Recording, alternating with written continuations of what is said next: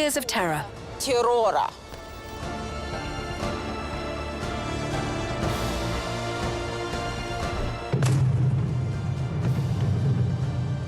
Три года. 3 years of losses.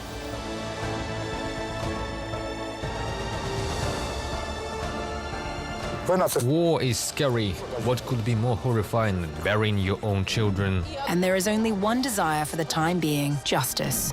Let at least one Russian mother experience the pain we have endured. 10 million Ukrainians have left their homes. Tens of thousands of civilians have died at the hands of Russians, shot and buried in mass graves, Расстреляны и похоронены в братских могилах. killed by rockets in their own homes. В собственных домах. Sometimes entire families. Cities are in ruins. Руинах. Watch the special report about the tragedies that cannot be forgotten and cannot be forgiven. Репортаже «Украина в огне». 3 года российского террора.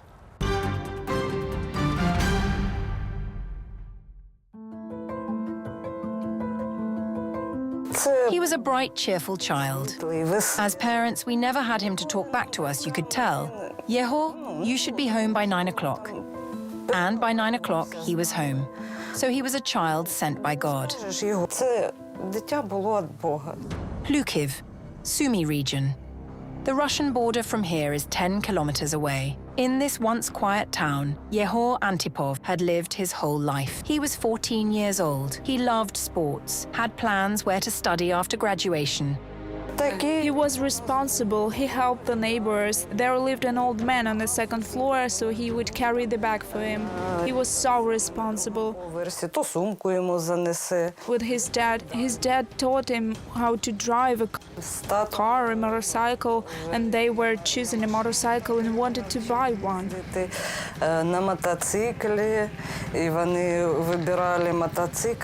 He loved watching videos on how to repair computers and laptops. He took up arm wrestling, he liked it. He said, "Mom, I think it's mine. We're going to have an arm wrestling class at school. Can I join?" I said, "If you like it, of course, go." And he already had plans. He was going to enter our college. He would be in the 9th grade now. He wanted to study computer science, but nothing went as planned.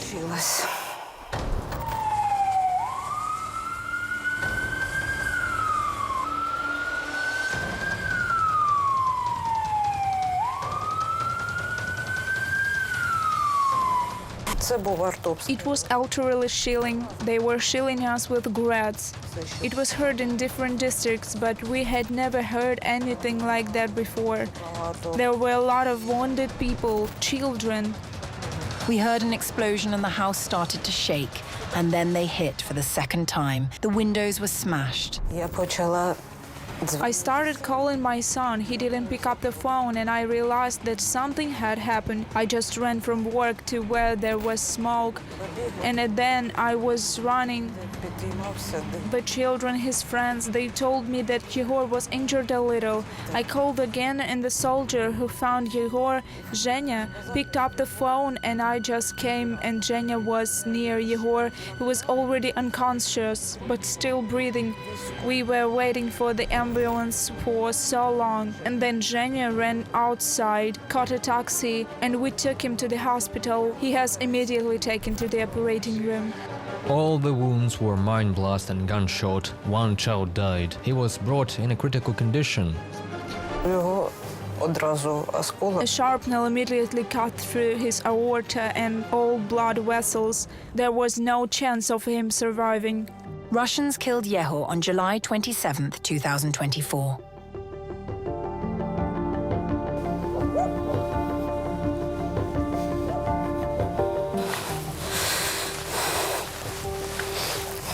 Hi, my boy.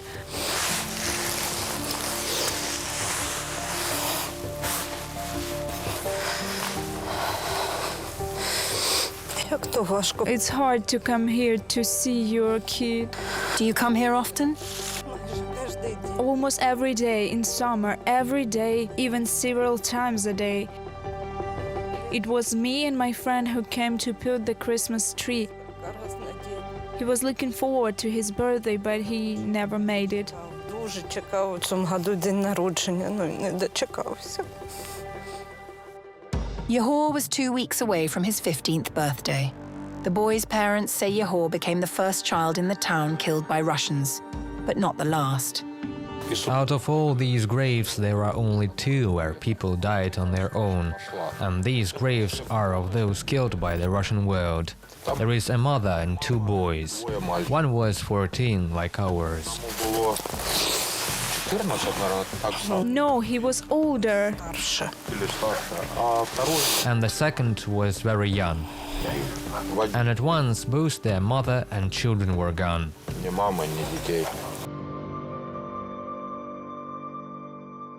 And the second was very young. At once, both their mother and children were gone. Here is my dear daughter, he is my beloved son-in-law, and here is mother and father, Tolik's parents. When we buried them, we decided to bury the girls in the middle, so that man would protect them there in the afterlife. After a Russian missile attack on a cafe in the village of Hroza in the Kharkiv region on October 5th, 2023, 38 families lost their closest loved ones in an instant, and 10 children were orphaned. We buried all of them for 6 days. They brought in 2 to 4 coffins every day. It was a terrible sin to go through. They didn't open the coffins, so they brought 4 coffins, put them up, and which one should I go to cry? All of them are dear to me. My sons-in-law, father and I were neighbors. He was 2 years older than me. As long as I can remember myself, so long has he been with me. We never quarreled, and our children were a beautiful couple. Once Tolik said, if God forbid I die, there are 4 of you. Oля, what will you do? And she said, we'll die on the same day. And so it turned out. Valery took custody of his 3 grandchildren. I need to live for my grandchildren now. If something bad happens to me, I ask the Lord at the cemetery. Give me 5 years to live, so that Dima becomes an adult, so that Nastya grows up. For me, they are small. Dasha is 18, Dima is 16, and Nastya is 11. I understand what's going on in their souls. She made a cross out of breads for Daddy and put it onto the plate. When we come, she checks if it is still there. And once we were leaving, she said, I'll go on my own, don't come any closer. And she stood next to each one for 5 minutes. She didn't tell us what she said. She got in a car and we drove off. She was probably telling them something. I'm talking to them too. Before the Russian terrorist attack, there were 330 people living in Hroza. Now there are just over 100 left. Look how many surnames there with the same date, on the 5th of October 2023. Having killed 59 people, ordinary villagers, in cold blood, the servants of Putin's regime lied as usual. At the time of the strike, there was a funeral of a high-ranking Ukrainian nationalist taking place there. Of course, many of his associates debated. There was a burial of a local soldier who died back in 2022, but since we were under occupation, he could not be buried then, so he was exhumed and brought back home. People from all over Hroza, relatives, neighbors and friends, came to the village cafe to commemorate him. My wife ran out of the house and screamed, Valera, I'm sure they hit the cafe. I got on my bike and rode along the dam, and I saw that everything was on fire. I thought, well, maybe they missed. They miss from time to time. But when I got there, I fell down at once. The cafe was ruined. Firemen were already there carrying people out. Phones were ringing.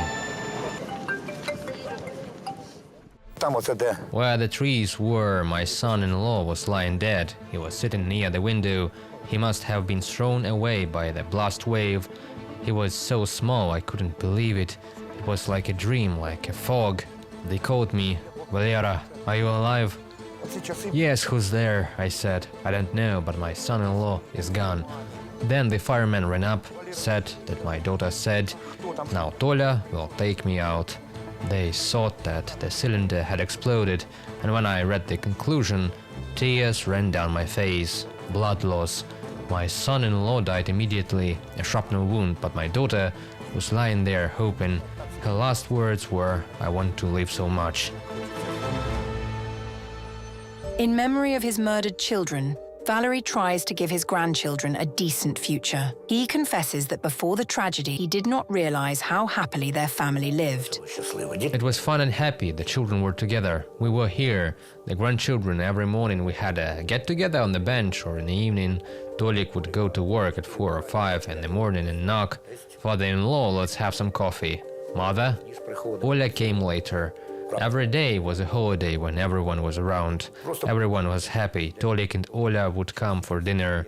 Now you only realize that every day was happy. Before the war, my relatives came. Tolik and Ola's yard was very hospitable. They set up 3 tables. The relatives began to sit down. There wasn't enough room. Tolik said, "Father-in-law, we need to make a 4th table for all the relatives to fit." And when the tragedy happened, we sat crying. Here, we sat down, 1 table, there wasn't that family anymore. As something broke off, some strain inside, I closed myself off on my family. I don't need anything else, only family. Now it is a ghost town. There is no cemetery. There is nowhere to go. Easter is soon.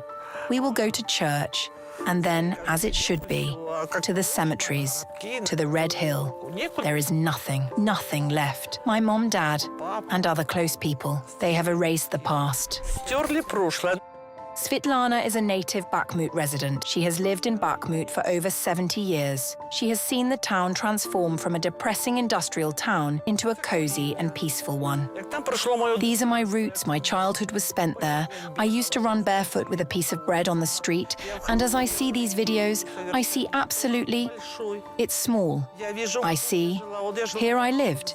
Here I lived near the station, at Hroza Street, in the center. How can one forget? We live with it. It's forever in our memory. Bakhmut was founded in 1571. It was called the Gem of the Donetsk region. Before the Russian invasion, the city was the center of the salt industry. It's a quiet, peaceful town where everything is good, everything. That's how it was. A beautiful embankment, beautiful, well-maintained. The shore is so nice. Of course, it was beautiful. People lived their lives provincially. Calmly, quietly, everything was fine-tuned all around. No one interfered with anyone. No one disturbed anyone. A quiet, peaceful town.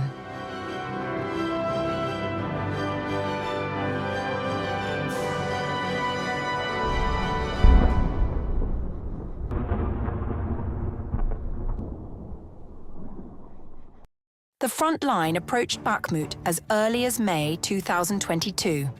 That is when artillery shelling and air raids began. The Russians dropped bombs weighing several tons on civilian neighborhoods. We slept during the day, and at night we were bombed. We never left our homes. I realized that I had to go.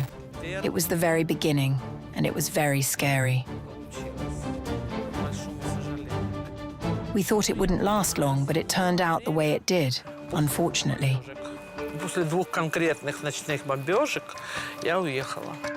Just like millions of Ukrainians who were forced to leave their homes, Svitlana hoped for a speedy return. 3 years have passed since then. I was leaving with a backpack like this, and my purse was a bit bigger. I have 2 cats. I managed to get them out later. They're with me now. That's how I was getting out of there. I took my documents, money, that's it. I had no photos left of my father, mother, husband. Nothing, absolutely everything has been wiped out. The battle for Bakhmut began in August 2022 and lasted 10 months. The Russians sent in 100,000 soldiers. Devastation was the price for the occupation of the town. I have not only my own house destroyed, but also my mom's house that I inherited. Nothing is there. It has been a terrible, terrible experience. When we already realize that there is nothing there, you wake up in the night and your hair stands on end and you realize that you are deprived of everything. And then, when all this happened, Russian videos appeared on social networks where I saw my house with open doors, with soldiers running from the other side. And we realized that for us, this is it. There is nothing left there for us. Вот. И мы поняли, что для нас это уже, все. Все. Нет у нас ничего. They had to start a new life in Kyiv. Instead of a dear home, housing of relatives, instead of belongings dear to their hearts, humanitarian aid from the center of assistance to residents of Bakhmut. Dozens of people come here every day. Everyone has their own story, but the bottom line is the same. Their happiness was stolen by Russia. I used to do sports in Bakhmut. I am a coach-teacher of Bakhmut Children's and Youth Sports School number 1. We had a large stadium of such importance as a base for Paralympic sports for the whole state. Now it is a ruin. I had a guy who trained at the stadium and sent me photos of it. He served in our police department and they were there till the last days. He sent 2 photos. Here are standing with him. The building looked so European, and the second photo, rocks and ashes, the same place with a difference of half a year. Before the full-scale invasion, 70,000 people lived in Bakhmut. Now most of them have left, and 80% of the town has been destroyed by Russia. We had seen a lot of scenes before we left. Refugees from Popasna told us how their own town was being wiped out, and they said it will be the same with Bakhmut. Well, and later, when they started already, after they approached Bakhmut, they don't need a place to live, they need a territory where no one can live. Russians have turned Bakhmut into a ruin, a land scorched by war, just like Mariupol, Avdiivka, Popasna, Vovchansk.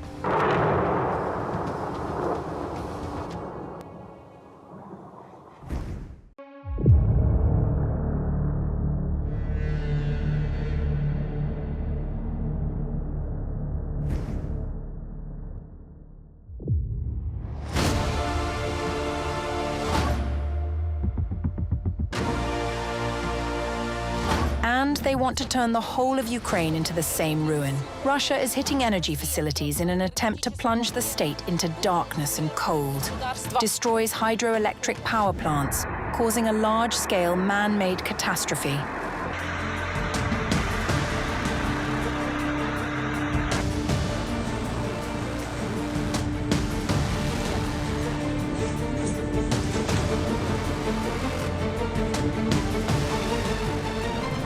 Russians target medical entities and children's hospitals with missiles.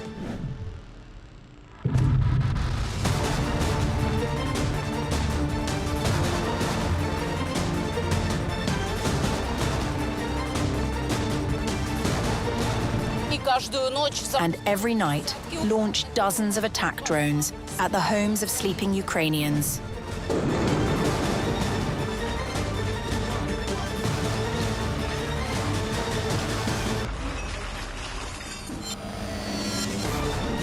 The Russian world has brought only pain and destruction to Ukraine, and it doesn't plan to stop. Ksenia Barvinenko, Special Report. Специальный репортаж.